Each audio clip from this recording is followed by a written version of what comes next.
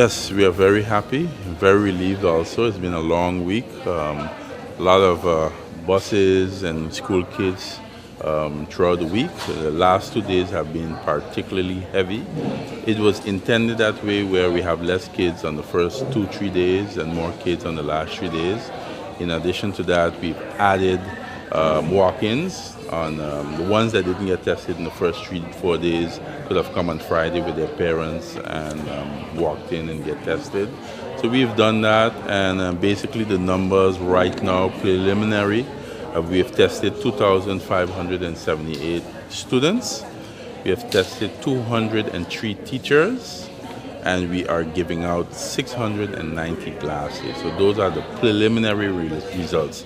Some adjustments will be made because there are still persons still testing, and based on that, by next week we'll have a more concrete number once we go through all of the files and make sure all the testing is completed.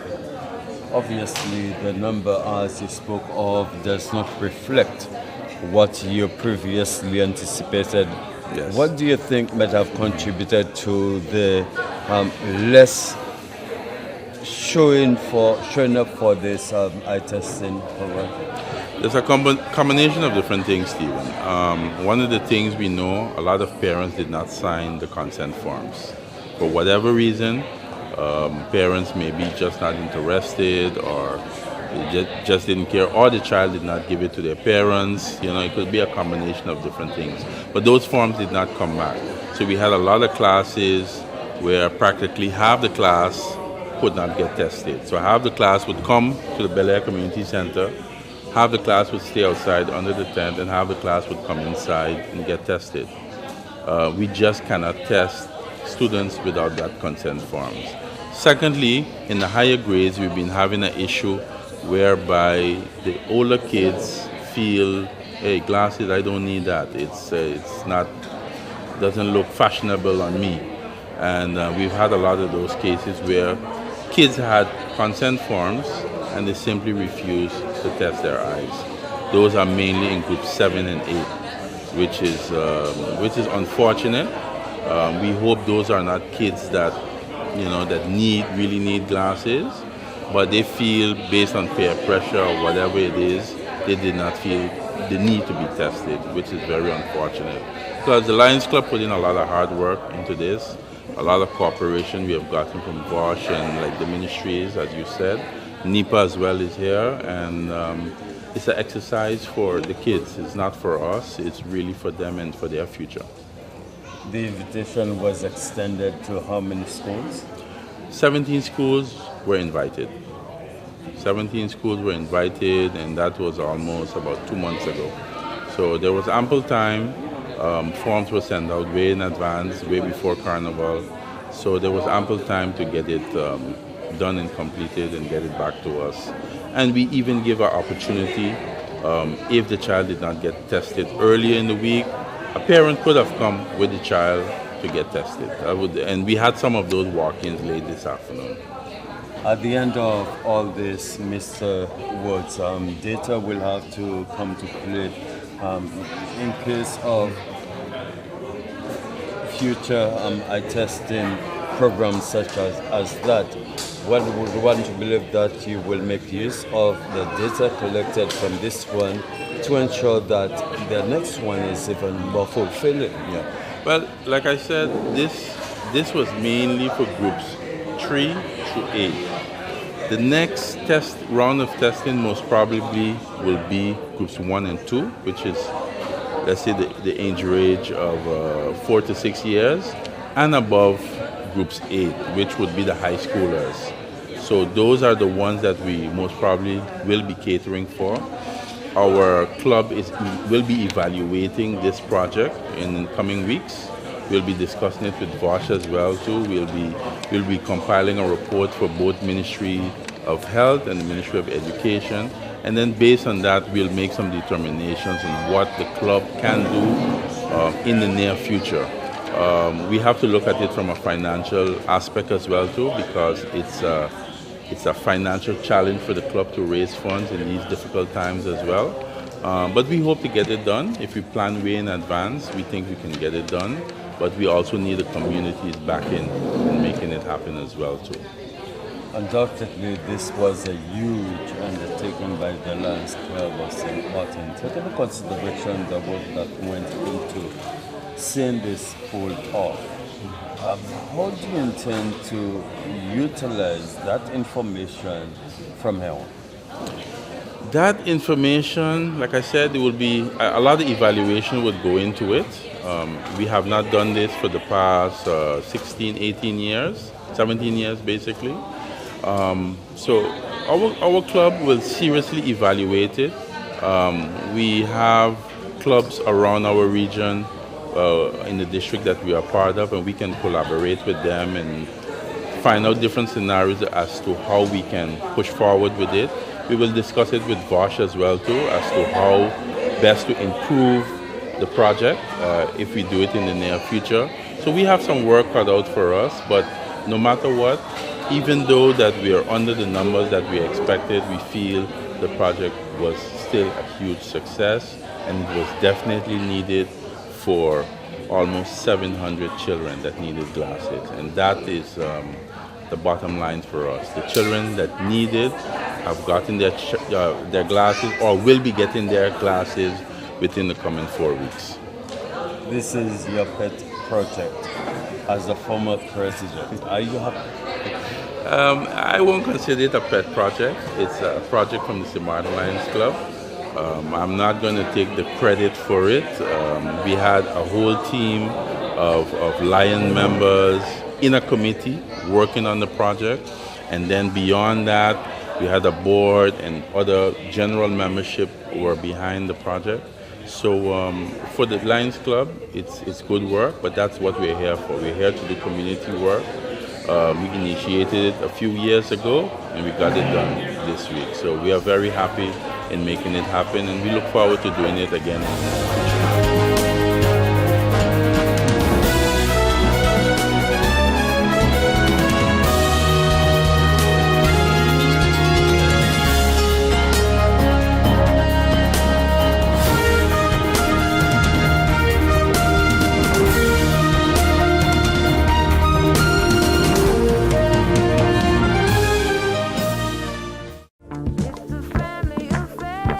Sherlon, what are you doing? Oh, just sending my friends a tweet to come to the show to see me. To see you? They ain't coming to see you, they come to see me. But by the way, what's that tweet? I'm just sending them a message to come to the show. It's a family affair, a father and son comedy show featuring the philosopher of humor Fernando Clark and his son, the rising star Sherlon Clark, in the first ever pre-Father's Day comedy show on Sunday, June 3rd, under the tent at the Porta Plaisance, starting at 7 p.m. sharp, gates open at 6 p.m. Tickets are available at the Vondor bookstores in Simpson Bay and at the 80 Illich Road, Big D Photo Studio on the Pondfield Road, and SOS Radio in Marigot for $30. Bring the whole family because it's a family affair. Daddy, what are you doing? Sending my friends a tweet too so that they could come to the show. Daddy, you can't. Just give me their numbers and I'm gonna send them a message, alright? And tell them bring the daddy and the mommy and grandpa and granny and nenen and godfather. Tell them bring the whole family because it's a family affair. Alright.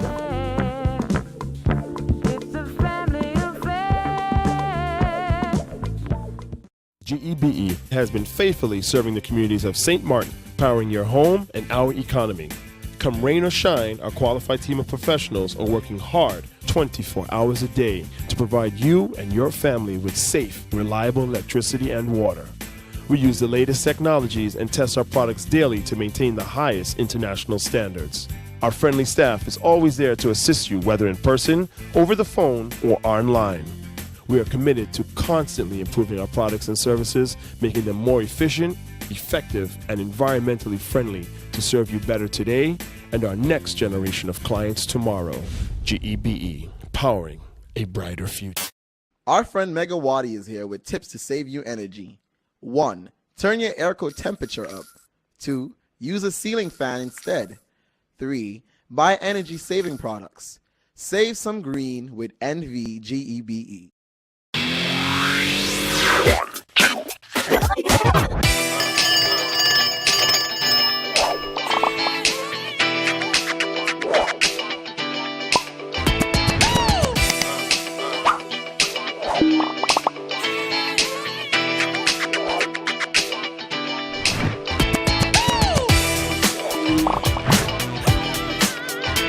SXM, connecting you.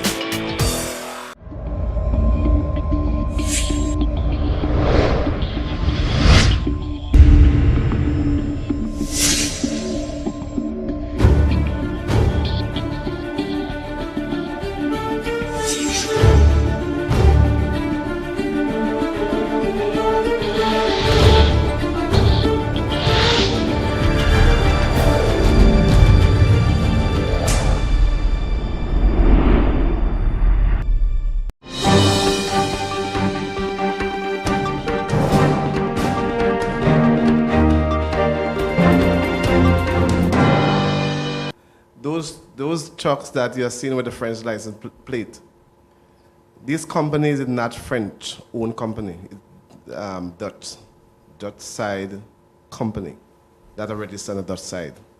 One question, do they have the right, if they get a job on the French side, to pull the garbage over here? I mean, they register here on the Dutch side, but sometimes they maybe get job on the French side.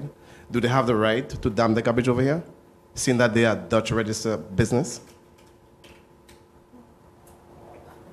Thank you for the question, Mr. Brown.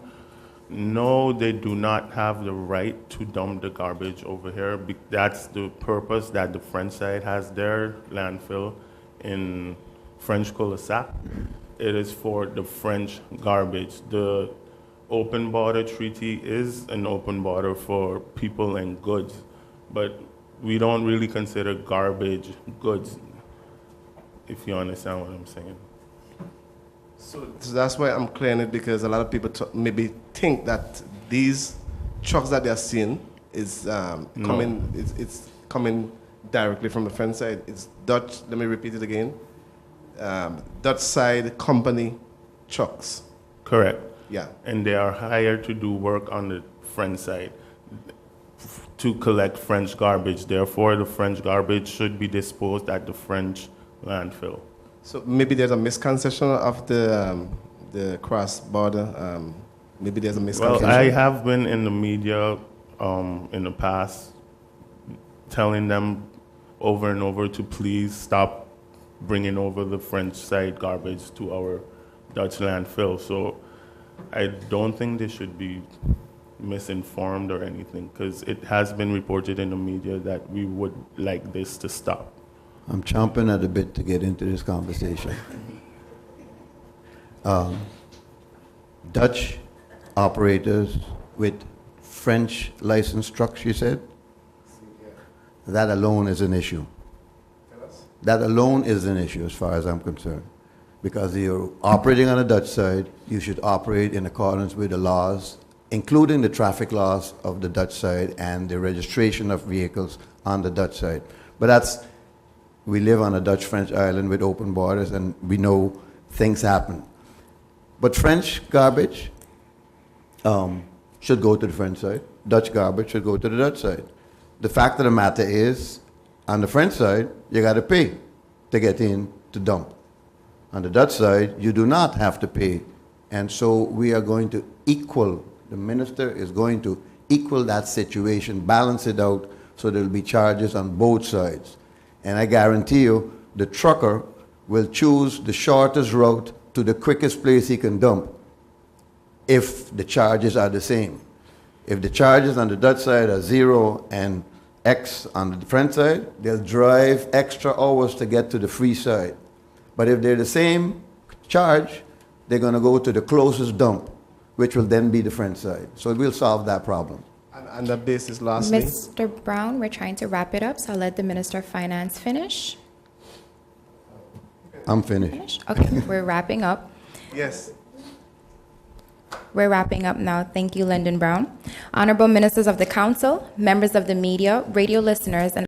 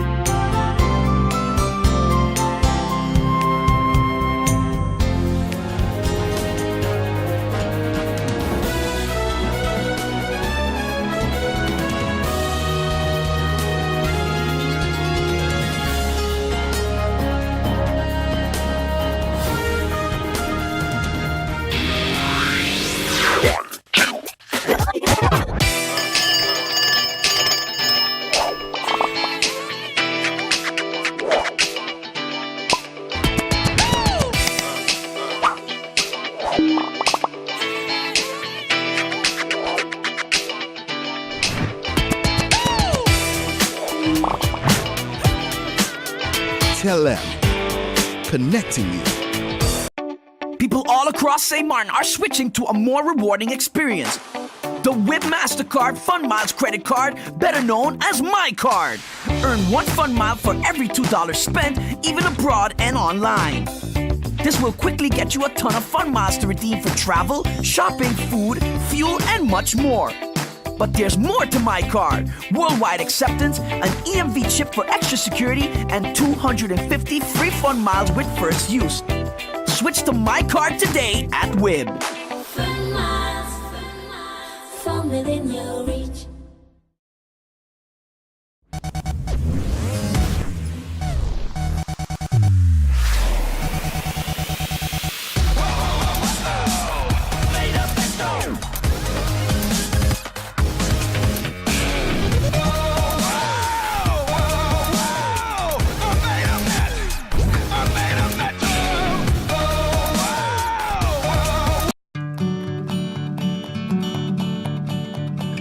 It's been said that behind every door, possibility awaits.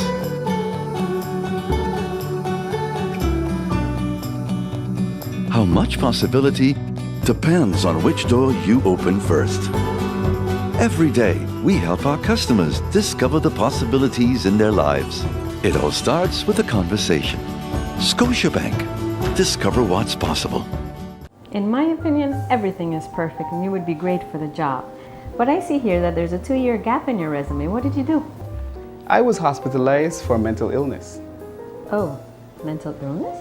I've undergone treatment and I have a wonderful family that supports me. Well, that is good news. No, it's fine. I'm recovered.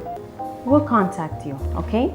For a better understanding of mental health and what you can do to stop mental health stigma, please go to the Mental Health Foundation's website at www.mhf-sxm.com.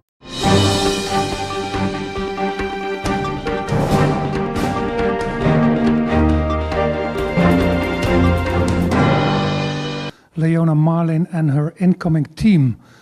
Does this mean that you will be the Prime Minister of the next government? Is that a done deal? Thank you for your question, Hilbert Hard. I can't comment on Mark Rutte's statement. However, I can't state that I will be the next Prime Minister. That is still unknown at this particular time, should the screening process and the selection of the coalition of who will be Prime Minister and who will be in the cabinet. Once that is known, of course, the general public will know such. Stephen Cerulean of PJD2, you have the floor. Thank you. Ministers, good morning. If I may ask a follow-up question to the one of my colleague, Prime Minister. The Prime Minister Rutte highly commended you during the press conference. He also stated that there is trust being seen at this time. Also hopeful that you will stay on as the Prime Minister of St. Martin as well to continue the process. Is it your hope, though, as Prime Minister to continue in your capacity as such?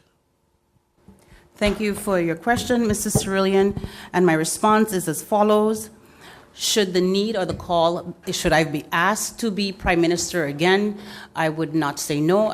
It would be an honor to continue to serve St. Martin in this capacity.